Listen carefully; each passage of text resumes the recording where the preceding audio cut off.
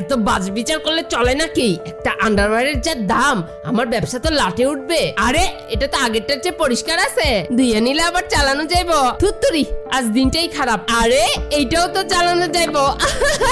এইভাবে মাল জোগাড় করলে কত টাকা বেঁচে যায়। আর আজকালকার ছেলে মেয়েদের ঢং দেখলে গা জ্বলে যায়। আসেন আসেন, কি লাগবে বলেন। আন্টি, ডিসপোজেবল আন্ডারওয়্যার হবে? হ্যাঁ আছে তো, এই নাও। এত দাম?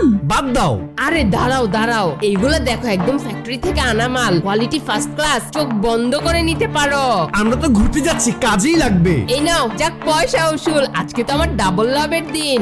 এটা তো সমস্যা আছে মনে হয়। আরে মনে হয় কোনো সমস্যা নেই, থাক না, একটা বদলে নিলেই হবে। কি হয়েছে তোমার? আমার শরীরটা ভালো লাগছে না। এইটার দাম 100 টাকা আর এইটার দাম 200 টাকা। বাহ, আমি তো বড়লোক হয়ে গেলাম।